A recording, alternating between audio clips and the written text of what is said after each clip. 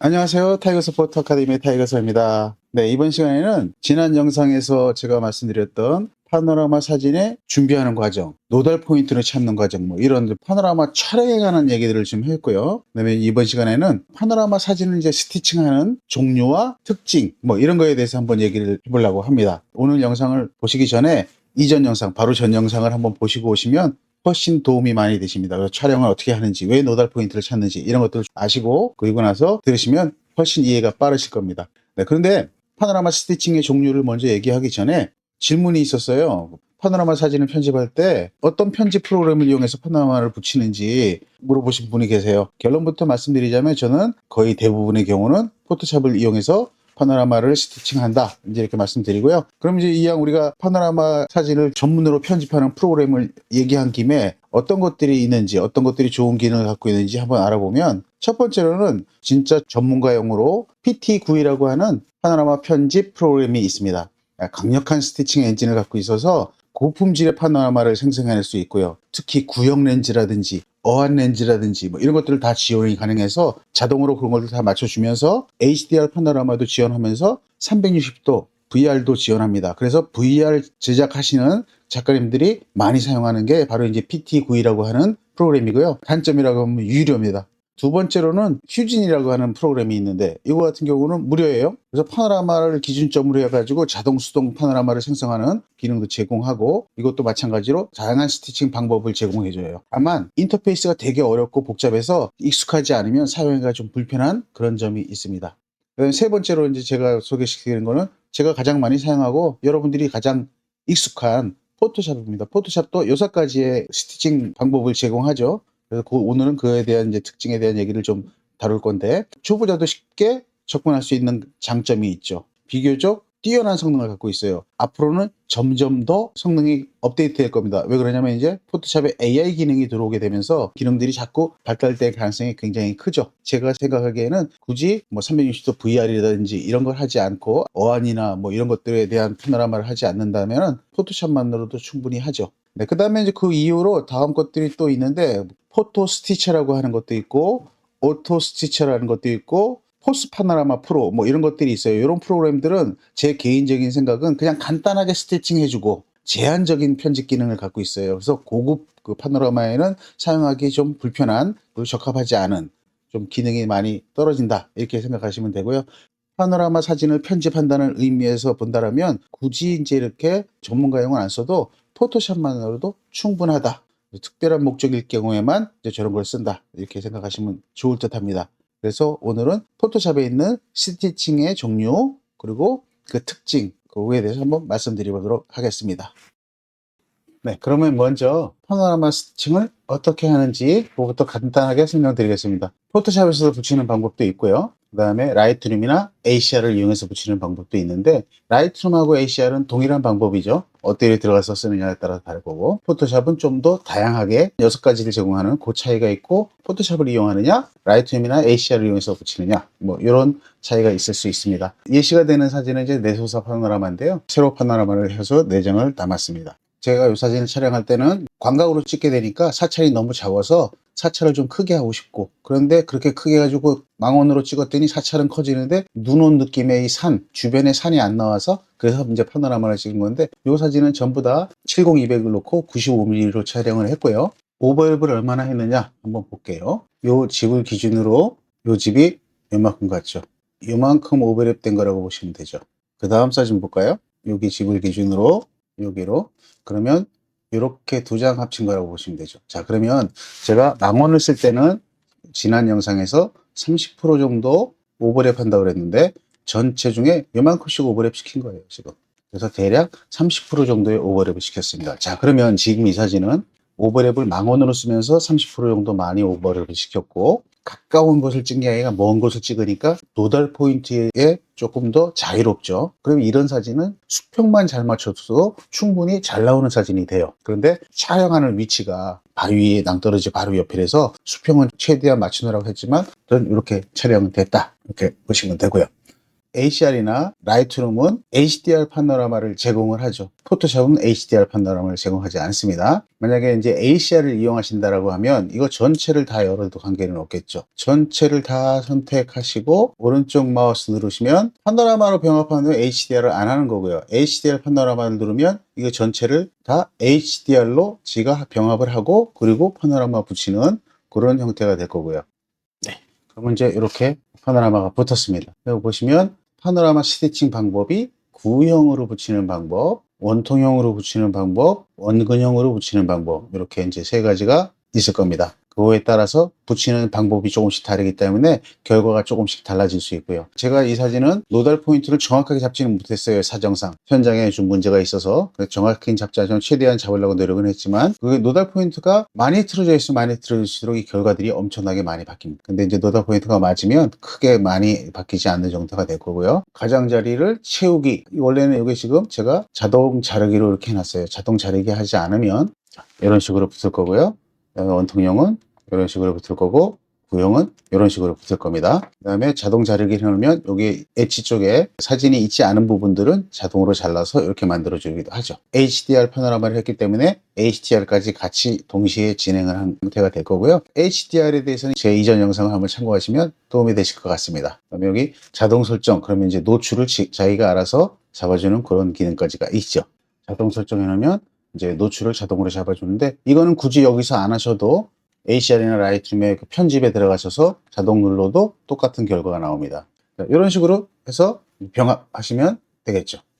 다음은 라이트룸에서 하는 방법을 설명드리겠습니다. 라이트룸에서 파노라마를 하시려면 전체를 선택하셔서 오른쪽 마우스 누르시고 포토 머지, 사진 병합, 여기 보면 HDR 파노라마 하는 거고요. 만약에 나는 HDR 파노라마까지는 필요 없어 라고 하시면 제일 밝은 것끼리 선택하신다는데 반드시 노출이 같은 거를 선택하셔야 됩니다. 파노라마 하시면 되겠죠. HDR하고 동일하게 구형, 원통형, 원근형 이렇게 세 가지가 뜨게 됩니다. 여기도 마찬가지로 자동으로 자르기 기능이 이렇게 있고요. 자동으로 밝게 하는 기능도 있죠. 그 다음에 구형으로 쓸 건지 원통형, 원근형 형태에 따라서 사진이 바뀌는 걸 볼 수 있습니다. 이게 왜 바뀌는지는 좀 이따가 설명드리겠습니다. 이런 식으로 해서 병합 누르시면 파노라마가 붙는 그런 식이 되겠습니다. 라이트룸이나 HDR은 조금 전에도 말씀드렸지만 세 가지의 스티칭 방법을 제공하고 포토샵은 6가지의 스티칭 방법. 대신 라이트룸이나 HDR은 HDR 파노라마도 한다. 난 포토샵에서 하는데 HDR도 하고 싶어. 그러면 각자 그 세트별로 HDR로 묶으신 다음에 그 HDR이 된 4장의 사진을 포토샵에서 부르면 포토샵에서도 같은 효과를 낼 수 있겠죠. 포토샵에서 그러면 어떻게 될까요? 포토샵에서 할 때는 포토샵에 오셔서 파일에 가시면 자동화가 있고요. 그 자동화에 일부 쭉 내리시면 포토 머지가 있습니다. 이거를 딱 누르시면 이게 스티칭 하는 방법이죠. HDR이나 라이트룸에서는 원근형, 원통형, 구형 요 세 가지밖에 없었어요. 근데 포토샵에 오게 되면 자동도 있고요. 콜라주도 있고 위치 변경도 있습니다. 형태를 더 다양하게 할 수 있죠. 사진을 불러오는 거는 찾아보기를 누르셔서 내 사진이 있는 곳에 가셔서 여기는 HDR 파노라마가 안 된다 그랬죠. 원하는 사진 하나씩 이렇게 같은 노출의 사진을 4장을 하게 누르면 이렇게 파일이 들어옵니다. 그럼 여기 이렇게 들어오게 되면 이 파일들을 어떤 방식으로 붙일 건지 이 특정어에 따라서 어떤 방식으로 붙일 건지 그걸 진행하시면 되고요. 여기 보시면 이미지 혼합이 있고 비니팅 제거가 있고 기하학적 왜곡 교정 있고 내용 인식 채우기 이런 이제 박스가 있습니다. 근데 이미지 혼합은 당연히 체크하시는 게 좋습니다. 2개 붙을 때 너무 밝아지거나 어두워지는 것들을 조정해주는 이미지 혼합 방식이니까 하는 게 좋고요. 비니팅 제거는 광각으로 사용하거나 뭐 이럴 때 비니팅이 많이 생기니까 비니팅 제거를 하시고 하는 것도 추천드립니다. 이렇게. 그 다음에 기하학적 왜곡 교정 이거는 하셔도 되고 안 하셔도 되고 크게 큰 도움은 안 되는 것 같아요. 경험상. 대신 요 밑에 있는 요것도 체크하셔도 되고 안 하셔도 되고 자유이십니다. 비네팅도 마찬가지고. 근데 제일 밑에 있는 내용인식 채우기 투명 영역 요거는 뭐냐면 요렇게 빈자리가 생기면 자동으로 컨텐츠 어웨어 하는 거죠. 자동인식 채우기 그런 기능으로 채워주는 기능을 합니다. 그런데 요건 사용하지 말기를 추천드립니다. 왜 그러냐면 이걸 하게 되면 그 채워준 자리가 자국이 남습니다. 그래서 내용인식 채우기는 체크하지 마셔라. 그리고 자동이면 자동으로 누르시면 되죠. 확인 누르시면 이렇게 4장을 이제 불러와서 포토샵이 스티칭을 하게 됩니다. 그럼 이제 이렇게 스티칭을 했죠. 근데 이렇게 붙이고 나면 포토샵에서는 이렇게 지도가 나올 겁니다. 이 사진에서는 이 부분을 쓴 거고요. 그 다음 사진에서는 이 사진을 썼는데 여기가 지금 두 개가 오버랩된 구간이겠죠. 이 사이가. 그 다음 사진은 여기하고 여기를 오버랩 시켜서 쓴 거고, 그 다음 사진은 이렇게 오버랩해서 쓰는 거겠죠. 이렇게 붙이는데 요거를 이렇게 작게 해보시면 지금은 잘 안 보이실 텐데 원래는 요게 요 순서대로 선이 싹 다 보입니다. 네, 그걸 확대해서 이제 예를 들어서 결과를 보시려면 요거를 꺾어 보시면 요 라인이 이렇게 생기죠. 그럼 여기를 이렇게 확대해서 잘 붙었는지 안 붙었는지, 경계가 잘못돼 가지고 두 개가 잘못 붙은 게 없는지 뭐 이런 식으로 체크를 해 주시면 되는데 아주 깔끔하게 잘 붙었죠. 자, 그러면 포토샵에서 6가지의 스티칭 방법으로 똑같은 사진을 한번 붙여봤습니다. 같은 조건으로. 그랬을 때 사진이 어떻게 붙는지 한번 보겠습니다. 제일 먼저 자동을 한번 살펴보시면 여기 사진이 이렇게 이제 4장이 이렇게 있으면 여기가 이제 겹치는 부분들이 되겠죠. 이 겹치는 부분에 요만큼을 겹칠지 이만큼 겹치는 정도, 여기에 왜곡 정도, 그 다음에 여기에 이제 누가 너 노출이 더 세고 약하냐, 그 다음에 대비가 세고 약하냐, 뭐 이런 그런 정도들, 투영 방식, 뭐 이런 것들을 분석을 해서 자동으로 붙여주는 방식이 되겠습니다. 그러다 보니까 아까도 말씀드렸지만 먼 거리에 있어서 노달 포인트를 그렇게 중요시하지 않았다 그랬는데 살짝 요런 노달 포인트가 잘못된 형식이 표시가 됐죠. 그 다음에 두 번째로는 제가 이 사진을 수평으로 찍지 못했죠. 이렇게 찍혔거든요. 근데 그게 여기에 그대로 이렇게 투영이 됐죠. 그렇지만 붙이는 부분들, 이 부분들은 아주 잘 붙였죠. 왜냐하면 망원이고 왜곡도 없고 오버립이 많았기 때문에 충분히 잘 붙일 수 있었다. 이제 이렇게 생각하시면 되고요. 자, 그러면 오토로 붙은 거하고 원근으로 붙이는 건 어떻게 다르냐? 이제 한번 볼게요. 원근을 한번 붙여보면 이렇게 뭐가 바뀝니다. 자, 이게 오토고 원근. 조금 여기가 펴지죠. 이렇게 사방이. 네, 이렇게 펴지는데 자동 같은 경우는 이 엣지의 왜곡들을 펴주는 그런 걸 센싱해서 자기 알고리즘을 하는데 원근은 중심을 기준을 삼아 가지고 붙인 다음에 그거에 맞는 왜곡들을 자기가 이렇게 만들어내는 그런 형식으로 하는 것이 이제 원근이다. 원통을 한번 볼까요? 원통은 이렇게 펴집니다. 자, 여기 요게 왜 펴지는지, 자, 이렇게 오토하고 비교하시면 오토는 이렇게 되는데 원근은 이렇게 펴요. 원통은 이렇게 핍니다. 원통은 이런 원통에다가 쏙 집어넣는 그런 형태로 만들게 돼요. 그런 식으로 만들다 보니까 어디에 왜곡이 많이 생기냐면 이 중간 이쯤에 왜곡이 생기는 게 아니라 하단, 상단에 왜곡이 이제 더 많이 생기는 그런 형태가 되겠다. 그러다 보니까 이 사진은 오토일 때보다 이쪽에 왜곡이 더 심해졌죠. 이렇게 붙는 그런 사진이 됐죠. 사다리꼴 모양으로. 그런 특성을 갖고 있는 게 원통형이다. 구형으로 가볼게요. 구형은 이렇게 되는데 이 구형은 오토하고 비슷한 형식을 갖고 있습니다. 사진을 어떻게 투영하는 방식에 따라서 360도 파노라마를 쓰는 VR, 그런데 사용하는 그런 방식을 쓰기 때문에 왜곡이 생기면 그 왜곡을 그냥 유지하는 그런 형태를 가져가려고 하는 건데, 그러다 보니까 자동보다 더 심하게 왜곡을 잡아주러 가는 그런 형태를 가지고 있습니다. 그래서 되게 비슷합니다. 구형이나 오토는. 근데 정도가 다를 뿐이에요. 그 다음에 콜라주. 콜라주 같은 경우는 사진을 조각조각 잘라서 붙이는 거하고 똑같은 그런 거죠. 왜곡을 조금 더 많이 만드는 경향이 있습니다. 이 콜라주는 노출을 맞춘다든지 뭐 이런 작업들을 안 하는 그런 결과를 나타냅니다. 그래서 콜라주는 저는 파노라마 하면서 잘 사용하지는 않았던 것 같아요. 위치 변경은 자동이 이건데 위치 변경을 딱 하면 똑바로 뭔가 촥 펴지죠. 이거는 뭐냐면 자동에서는 어떻게 나왔냐면 이렇게 기울어지는 이런 상태가 됐죠. 그런데 위치 변경은 사진들을 위치를 이렇게 바꿔줘서 이렇게 펴지거나 여기 있는 사진을 위로 올리거나 뭐 이렇게 해서 이거를 플랫하게 만들려고 하는 경향을 가지고 있다. 그래서 원래는 이렇게 구부러져 있던 사진인데 노달 포인트가 안 맞았기 때문에, 근데 위치 변경은 이거를 펴주면서 위로 올려버려요.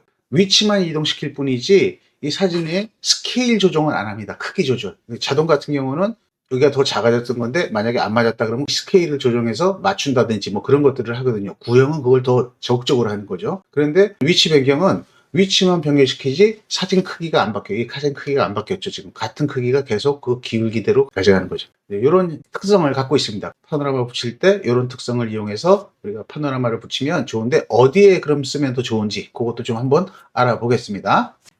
그래서 포토샵에서 파노라마 스티치하는 방법은 6가지인데 그 중에서 제일 처음에 오토. 오토는 일반적으로 가장 많이 추천되는 방법이긴 합니다. 포토샵 자체의 알고리즘으로 붙이는 건데 사진의 겹침 정도, 이 사진이 왜곡이 맞냐 적으냐, 어떤 투영 방식으로 어떻게 내가 붙일 거냐, 이제 그 포토샵이 알고리즘 가지고 분석해서 자동으로 붙이는 방식인데 일반적으로 가장 많이 추천되는 방식이기도 합니다. 특징으로는 대부분의 풍경이나 도시, 뭐 실내 사진 이런데 대부분의 사진의 실패 확률이 가장 적은 그런 스티칭 방법이라고 보시면 되겠습니다. 그 다음에 두 번째 퍼스펙티브, 이 원근 방식은 중앙 이미지를 중심으로 삼아서 나머지 이미지 이 원근법에 의해서 중앙을 중심으로 사이드, 엣지 이런 것 쪽은 원근법을 통해서 확장시킨다든지 아니면 축소시킨다든지 하는 알고리즘을 갖고 있습니다. 중앙부의 이미지는 되게 자연스럽고 그렇지만 엣지 쪽 외곽으로 가면 갈수록 이제 좀 왜곡이 더 생기는 그런 문제도 갖고 있습니다. 그래서 건축물이나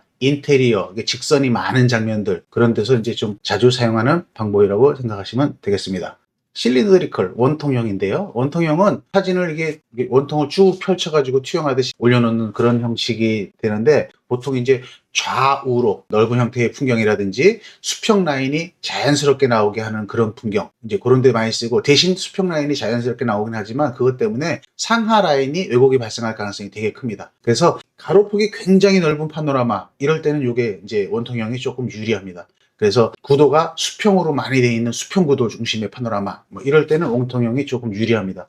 그 다음에 이제 네 번째로는 스피리컬에서 구형, 이거는 원을 만드는 거죠. 사진을 동그란 원, 구, 축구공 같은 구 위에다가 이렇게 투영하는 방식으로 이제 붙이는 방법입니다. 이게 이제 대표적으로 많이 쓰는 게 360도 파노라마 VR 제작할 때 쓰는 방식이 바로 이 방식입니다. 넓은 각도 있죠. 360도니까 굉장히 넓죠. 광범위한 각도를 파노라마를 해야 되고 이제 전체적으로 왜곡을 최소화하고 싶을 때 그럴 때 이거 많이 씁니다. 일반적인 형태에서는 잘 쓰진 않고요. 실내와 같이 좁은 공간 VR 만들 때는 320도 찍잖아요. 그럴 때 좀 도움이 되는 그런 방법이라고 보시면 되겠습니다. 다섯 번째로는 콜라주인데 이거는 사진을 띄어다가 갖다가 탁탁 붙이는 것처럼 그런 우리 미술에서 콜라주 하는 것처럼 그런 형태라고 보시면 되는데 기본적인 사진의 형태는 유지해요. 유지한 채로 위치라든지 그다음에 사진을 돌린다든지 그래서 이런 어떤 스타일만 살짝 조정해서 맞춰가는 퍼즐을 맞춰가듯이 맞추는 방식입니다. 그래서 사진 자체의 왜곡은 없습니다. 그 다음에 겹침이 부정확하면 실패 확률이 되게 높죠. 그래서 그렇게 추천드리는 방법은 아닙니다. 일반적인 파노라마에서는 콜라주가 정확하려면 원본 사진이 왜곡이 하나도 없는 깔끔한 사진이 찍혀야 이 콜라주가 잘 되거든요. 그래서 왜곡이 없는 사진 가지고 파노라마를 할 때 그런 특수적인 작업을 할 때 그럴 때 쓰는 방법이라고 보시면 되겠습니다. 마지막으로 리포지션, 위치 변경인데요. 요거는 사진의 위치만 이동시키는 겁니다. 우리 기존에 1, 2, 3, 4번은 주변을 센싱을 해서 붙인다든지 왜곡을 핀다든지 아니면 좀 늘린다든지 뭐 이렇게 맞추는 그런 작업이 있었다면 리포지션은 그런 작업을 하지 않습니다. 콜라주하고 동일합니다. 콜라주도 그런 작업을 안 합니다. 콜라주나 리포지션은 위치만 이동시키지 그런 걸 하질 않습니다. 그 다음에 회전하거나 뭐 스케일 크기를 좀 더 넓혀가지고 맞춰준다거나 이런 걸 하질 않습니다. 그래서 이 리포지션도 마찬가지로 왜곡이 없는 사진들, 그래서 제 리포지션을 사용하시려면 그 노달 포인트를 정확하게 맞추는 사진 뭐 그런 것들이 중요하죠. 그 다음에 정확하게 촬영된 사진 이런 걸로 하면은 리포지션은 굉장히 좋은 효과를 냅니다. 그래서 리포지션이나 콜라주 이 두 개는 노달 포인트가 굉장히 엄격해야 된다. 그래서 이제 보통 이 리포지션은 건축이라든지 기록을 한다든지 뭐 변형을 최소화해야 할 부분들이 있다든지 이럴 경우에 쓰는 파노라마 방식이 되겠습니다.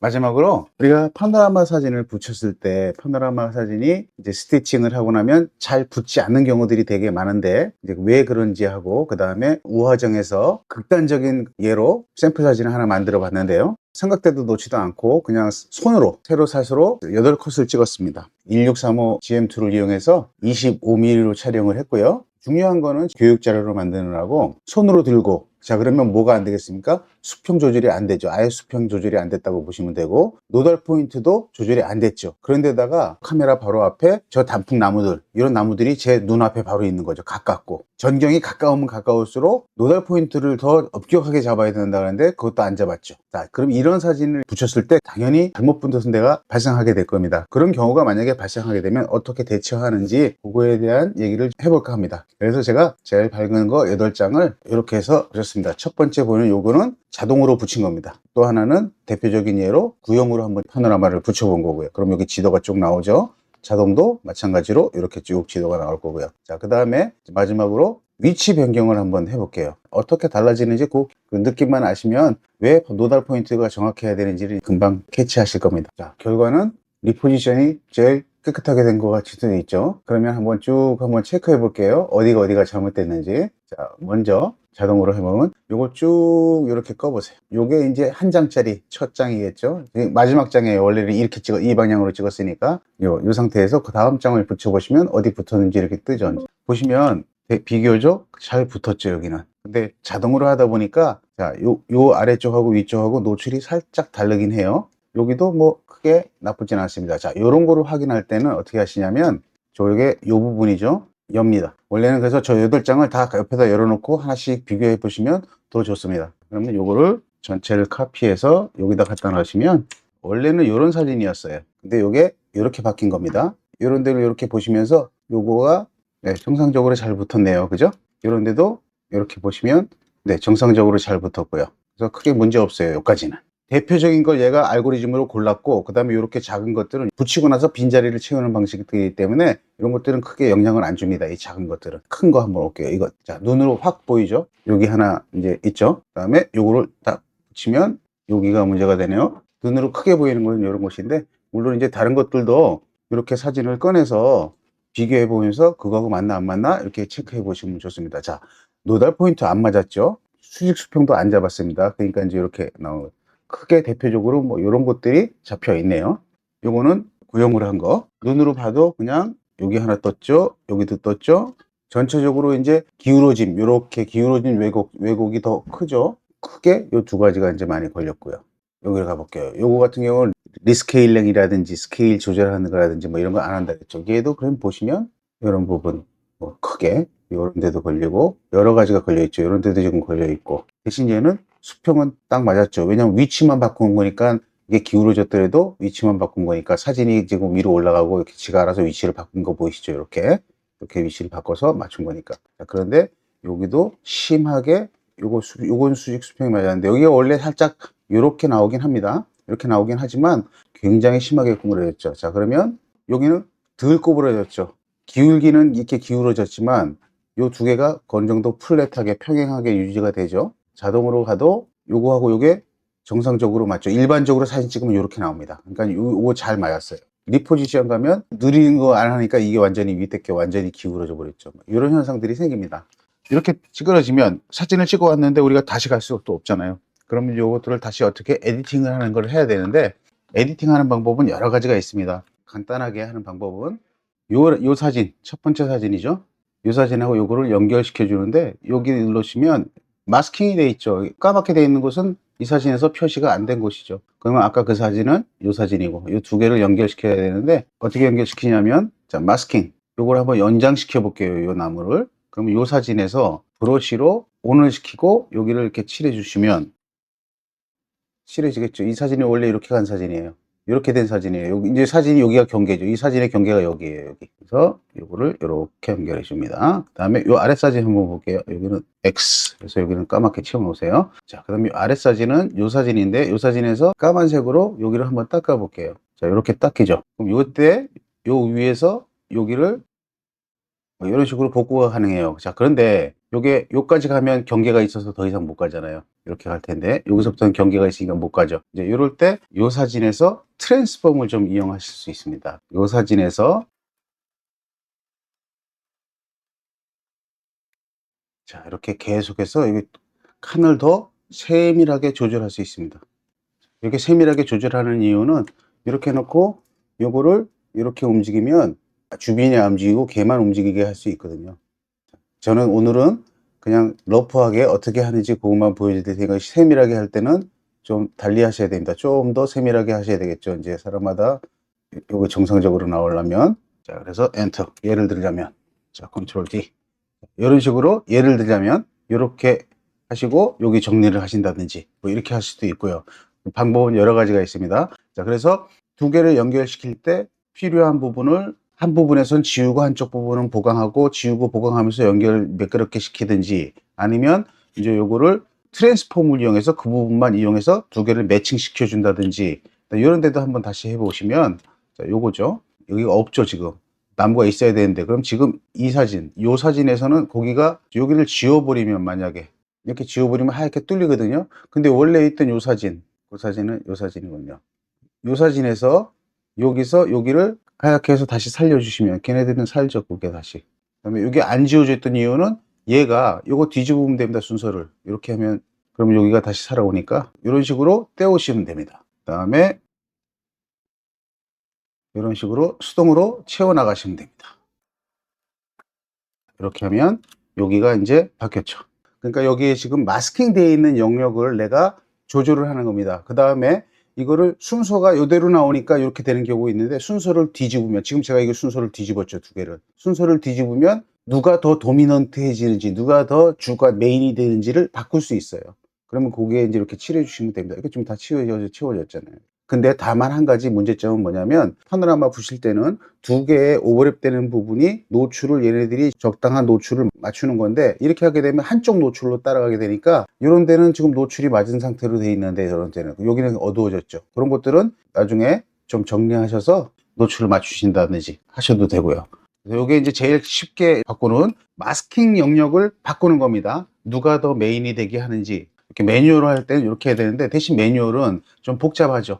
여러 장을 꺼내서 눈으로 확인하고 이게 제대로 되는지 안 되는지 확인하고, 그다음에 누가 메인이 되어야 거기를 다 채울 수 있는지 없는지, 뭐 이런 것들을 우리가 그때 달리 해야 되니까 그런 어려운 점이 있습니다. 요거는 이제 마스킹 영역을 내가 컨트롤해서 복원하는 방법이고, 또 이제 적극적인 방법은 사진을 다시 하나 열어서 도장 툴로 그 부분만 따와서 한다든지, 아니면 예를 들어서 뭐 이런 부분들이 있다 그러면 그런 부분들이 있는 부분에 가서 그 부분을 카피하시고 이렇게 맞추고 크게 확대하셔서 엔터 해보시면, 여기가 지금 맞았나 안 맞았나 잘 안 맞았죠. 그럼 여기를 컨트롤 T 해서 뭐 이런 식으로 한다든지. 자, 그러면 이런 데는 벗어났으니까 이런 부분들은 이 상태에서 요거를 다 끄시고, 자, 안부만 선택을 했어요.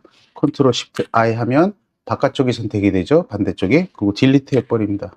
자, 이렇게 남죠. 그럼 컨트롤 D 선택이 됐죠. 그러면 아까 그 나무들이 있는 데를 이렇게 선택하면, 자, 이렇게 됐어요. 그러면 지금 제가 올린 거는 여기에 있죠. 자, 요거는 위치를, 여기가 안 맞았죠. 픽셀 유동화에 가셔서 이렇게 내리고, 이렇게 이런 식으로 채워도 되고요. 자, 이렇게 해서 파노라마를 정리하는 그런 방법도 있습니다. 이렇게 하신 다음에 요거 만약에 이게 다 맞췄다, 크롭을 바로 하셔도 되고요. 더 좋은 방법은 컨트롤 T, 컨트롤 누르시고 이렇게 이거를 다시 펼 수 있는 그런 방법도 있으니까, 자, 이렇게 그다음에 이쪽을 Shift 누르고 조금 키운다든지 아니면 조금 내려준다든지, 요 정자 높이를 조절하기 위해서, 자, 이렇게 그 다음에 엔터. 그러면 펴졌죠, 두 개가. 이렇게 하면 파노라마가 되죠. 근데 노달 포인트를 잘 잡고 했다 그러면 이런 수고가 현저하게 적어지고요. 그 다음에 6가지 스티칭 방법 중에 훨씬 더 좋은 결과가 나오는 방법들이 있습니다. 그래서 그 방법 찾아서 붙이고, 그 다음에 포토샵의 기능을 이용해서 이렇게 펴다든지 이렇게 하시면 얼마든지 파노라마를 퀄리티 있게 만들 수 있는 기회가 있다는 걸 여러분들에게 보여드리고 싶었습니다. 네, 파노라마에 대한 얘기를 두 편에 나눠서 이야기했는데 큰 도움이 되었으면 좋겠고요. 긴 시간 영상 시청해 주셔서 감사드리고요. 다음에는 더 좋은 내용으로, 또 재밌는 내용으로 여러분 찾아뵙겠습니다. 감사합니다. 안녕히 계세요.